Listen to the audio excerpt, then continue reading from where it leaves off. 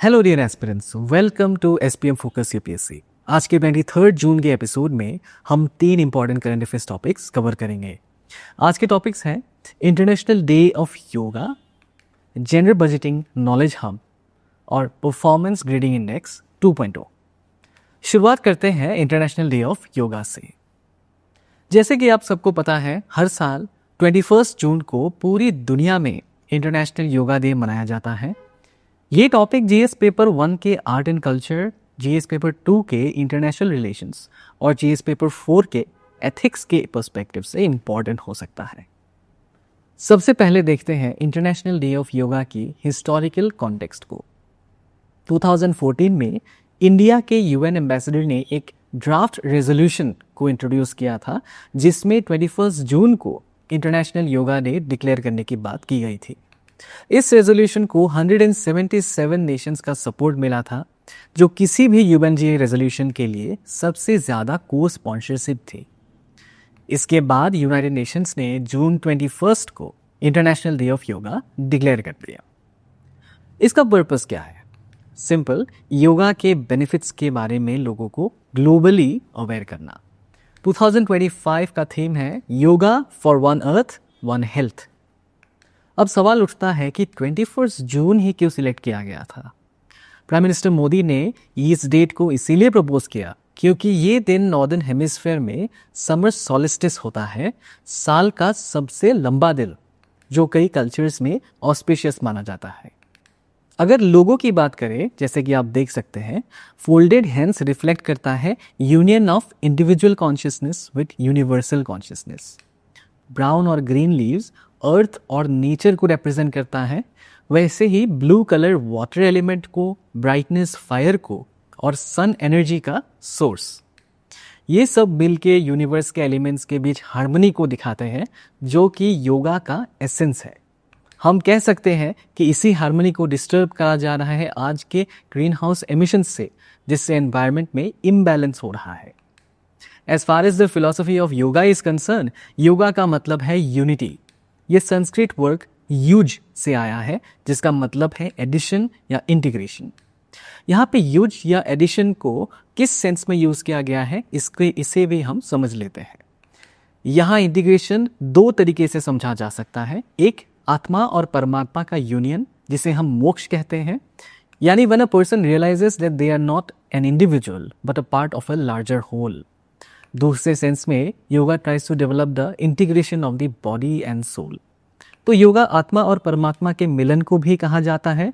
योगा अपने ही अंदर हमारे बॉडी और सोल के बीच के इंटीग्रेशन को भी रिप्रेजेंट करता है। थोड़ा सा अगर हिस्टोरिकल बैकग्राउंड की बात करें तो ऋग्वेद में सबसे पहली बार योगा शब्द यूज होता है।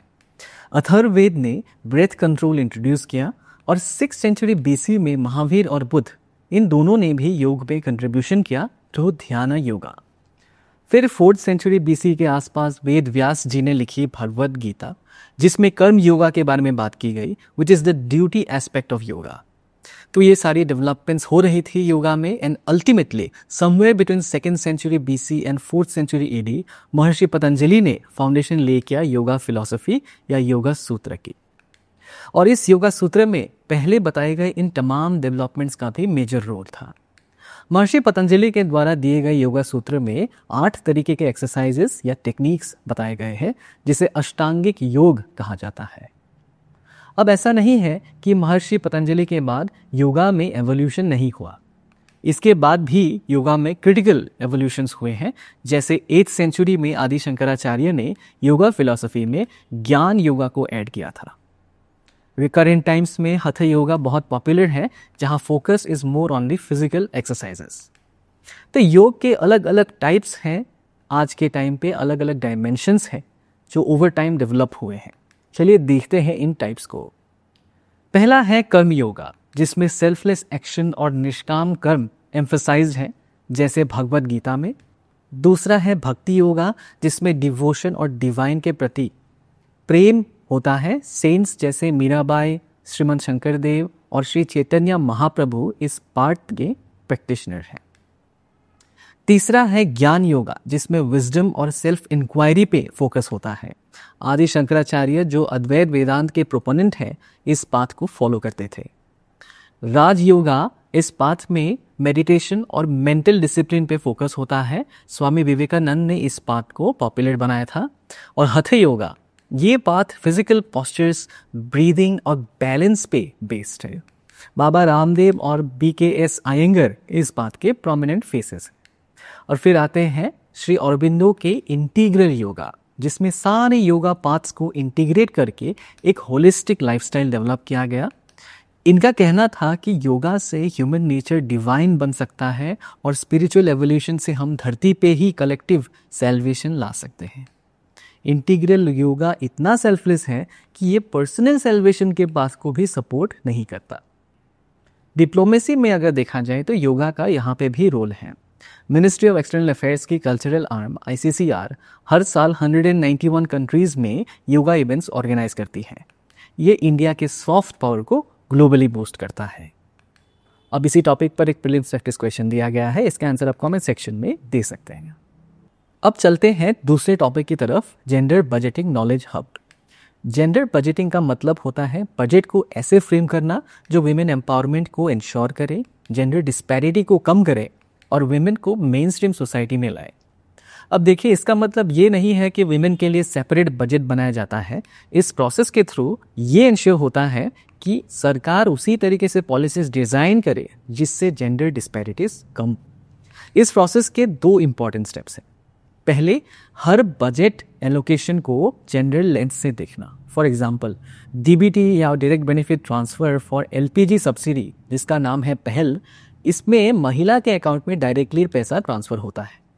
ऐसे प्रोसेस अलग अलग स्टेट्स में भी आजकल हम देख सकते हैं।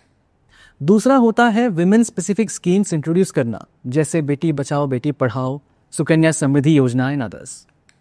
यहाँ पे एक इम्पॉर्टेंट फैक्ट है कि 1984 में Australia was the first country जिसने विमेन्स बजट स्टेटमेंट लॉन्च किया था। वहीं इंडिया में gender budgeting began in 2005 and 6। Ministry of women and child development इसको मॉनिटर करती है।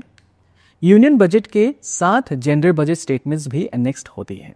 2007 में 57 मिनिस्ट्रीज या डिपार्टमेंट्स ने जेंडर बजटिंग सेल्स बनाए थे। आज के टाइम पे अगर देखा जाए तो इसमें 2 पार्ट होते हैं। पार्ट ए, इसमें 100% वुमेन सेंट्रिक स्कीम्स होती हैं, जैसे वन स्टॉप सेंटर्स एक्सेट्रा। मतलब ये ऐसे स्कीम्स हैं जो सिर्फ वुमेन स्पेसिफिक होती हैं। और पार्ट बी, वो स्कीम्स होते हैं जिनमें कम से कम 30% एलोकेशन वुमेन के बेनिफिट के लिए होती है, जैसे MG नरेगा।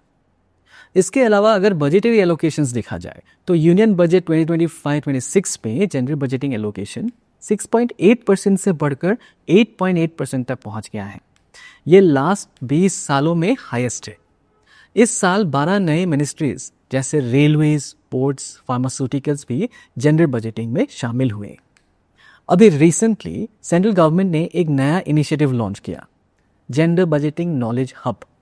ये एक डिजिटल प्लेटफॉर्म है जो जेंडर रिस्पॉन्सिव प्लानिंग को सपोर्ट करेगा। इससे फ़ायदा ये होगा कि पॉलिसी मेकर्स और रिसर्चर्स को जेंडर डेटा, पॉलिसीज़ और बेस्ट प्रैक्टिसेस मिलेंगी, जिससे और इम्पैक्टफुल प्लानिंग हो सकती है। और आखिरी टॉपिक है आज का, परफॉर्मेंस ग्रेडिंग इंडेक्स 2.0।